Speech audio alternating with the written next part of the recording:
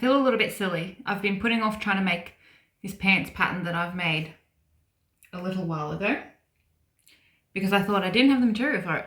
But I've had this material for years and I made my pillowcase out of it for my boomerang pillow. It's just been sitting there. So I don't know if this will be enough to do my whole pattern because I haven't put the pattern out on the whole thing because I can't be bothered doing it. I think it will work. So I'm just going to start cutting out and see if I have enough material. 2 down, 2 to go, and it looks like I'm going to have enough material. Yes!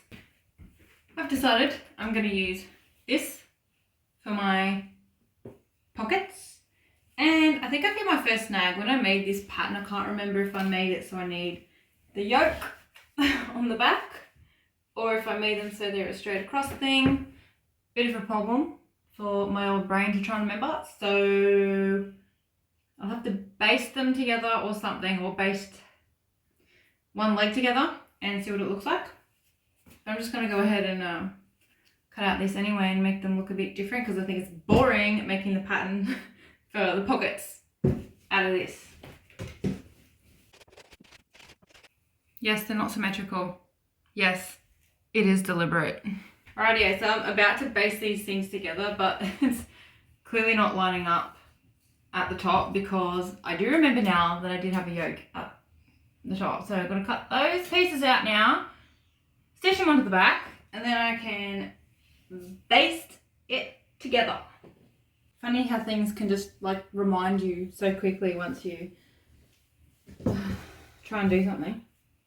Now I'm hand basting this. Usually I do the sewing machine, but to me I feel like the stitches aren't really long enough and it makes it harder to pull the basting apart. So this will take me longer to do the first step and put it in, but when I want to take this thread back out, it's going to be much quicker than me sitting down with this trying to unpick the basting. I think I've done enough of the basting to know that it's kind of annoying when you want to do it quickly and undo it. So I'm just going to see if I like the way of doing this. And I'm not doing like back stitches with this except for the first bit here where I basically lock it off. Once I've locked it off, then I'm just going up and down through the material. I don't know what that stitch is called, like when you just go like that through the material. Right, so I've clearly made this way longer than I needed to, but I'm thinking there's big pajama pants, but there we go. I need to trim inches off the bottom and then tweak a little bit to my pattern because the leg is a little bit longer on one end, like ½ an inch too long on this side. But that is actually good. So I'm going to now unpick the basting stitches that I did. I don't know what a good angle for you is really. Probably sick of seeing the same thing over and over again. Hold it still. Pockets time. I pre-stitched these pieces.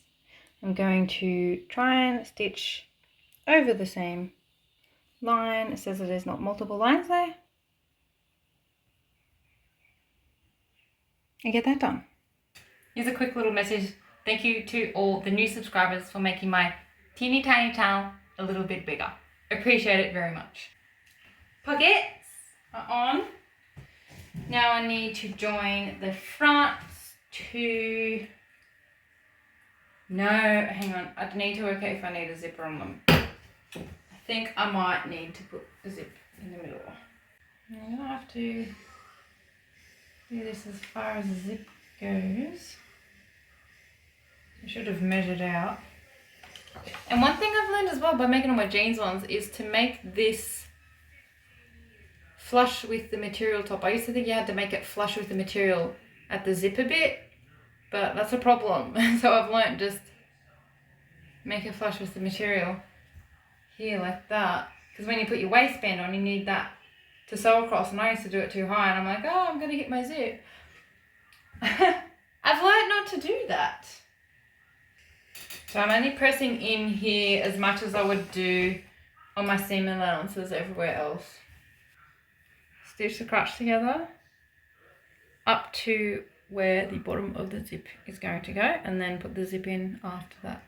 Here is the zip,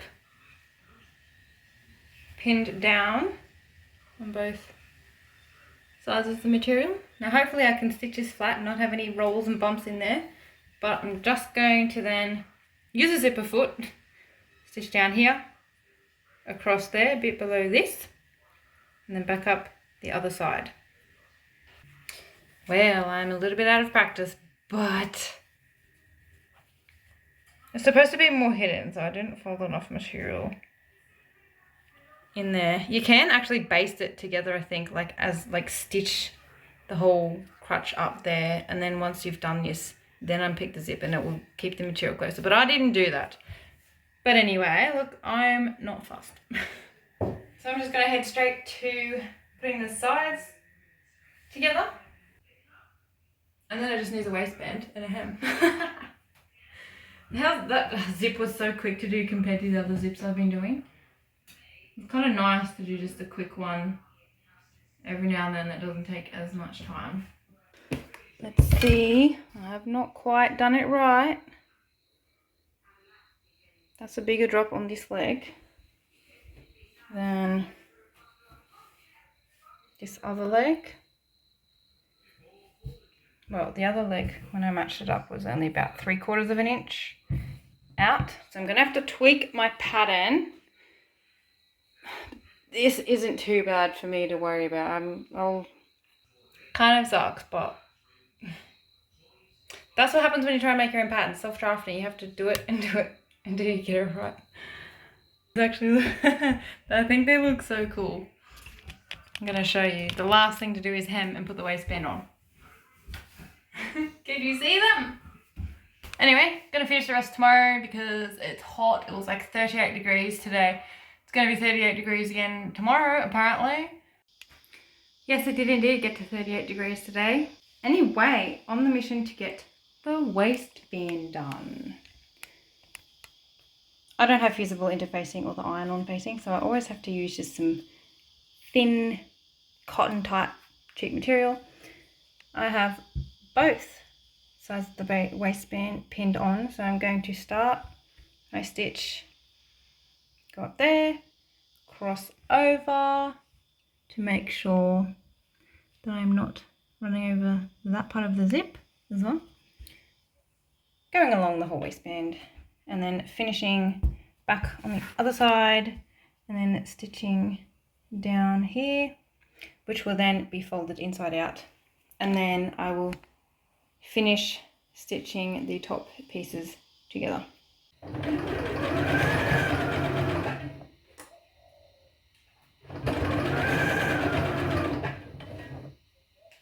Here it is. Now I need to flip it over. I trimmed the corners there on both sides, so that when you flip it inside out, like this way, the right way I mean, it's not as bulky in here and you can get it much better looking.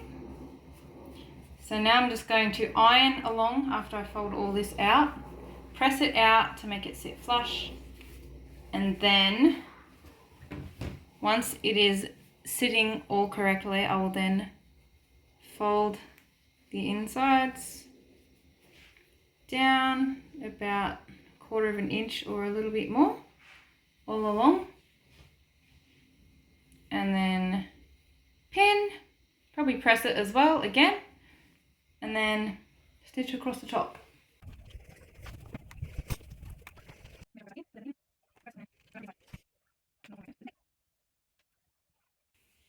Right, okay, so I missed some planning in what I'm doing. I forgot to make this, like one of these overlap, so I can use a button or some other kind of fitting. I want a button. So what I'm going to do is I made this little pocket thing. I'm going to stitch a buttonhole in there, fold the end over, and then stitch it on this side to then have a button on the inside of this band, so I can hook it over on the inside and it will be closed like that on the outside. Because I did this, I didn't think too much about it. You could either make the band overlap on one of the sides so that you have an actual waistband, buttonhole and a button, or you get a zip that is long enough to go all the way up to the top, but I didn't even think about that.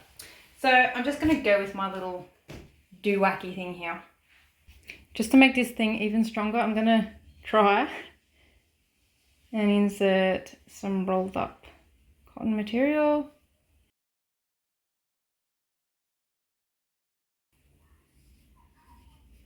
I think I got it. Yep. And that's going to make that so much stronger because this material is very loose and yeah, it's not very tight weave.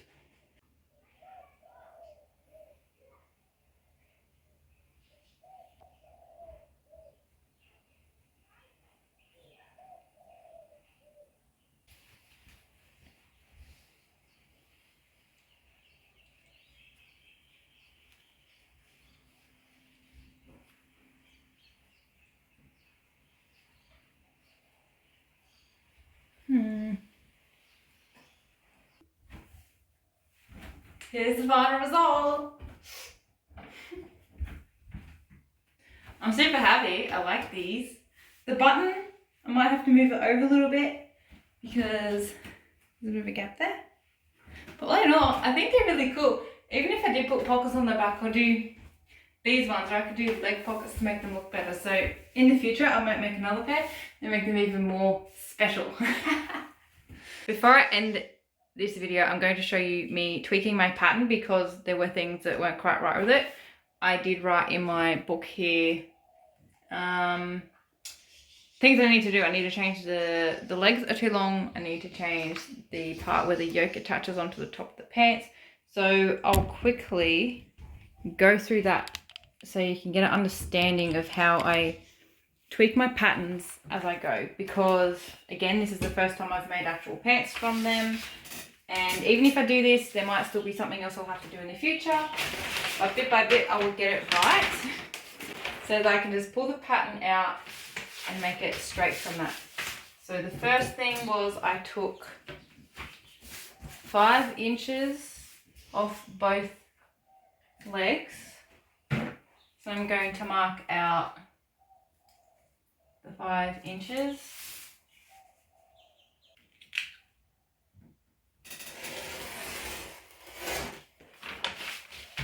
And look, I went to the bother of adding paper because I didn't think that it was going to be long enough what I was doing, but now I have to cut that off anyway. So it will make my pattern look a little bit nicer.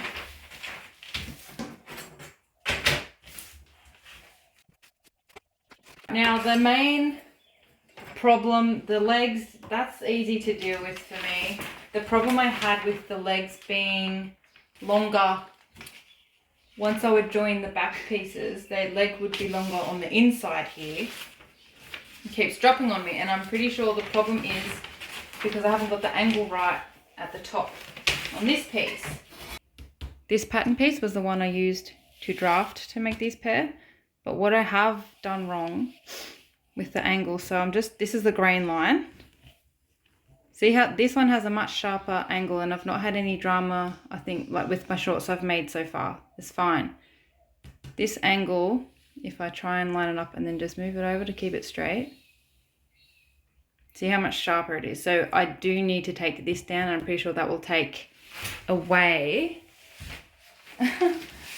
anything that might cause the legs to twist. They twist to the inside when you, can't even see because my arm's in the way. They twist to the inside when you have that cut wrong. And I'll go 5/8 of an inch. I'm going a little bit in the middle, so I've just gone 5/8 of an inch down. Now what I will do is get that mark to meet my corner.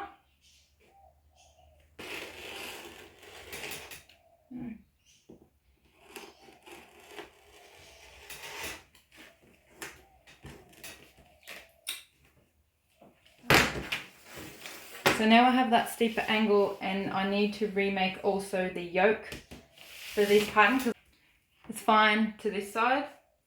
It needs to come out by almost 1/2 inch. So I need to just make this wider. So just for now, I'll use one of these pieces. Make sure it fits to the pattern.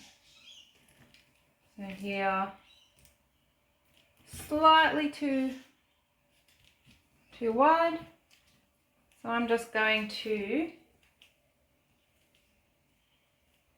hold the pattern piece here and then make sure it matches with the way the pants line is. Up here it's fairly straight, so I can use that. And then just trim it.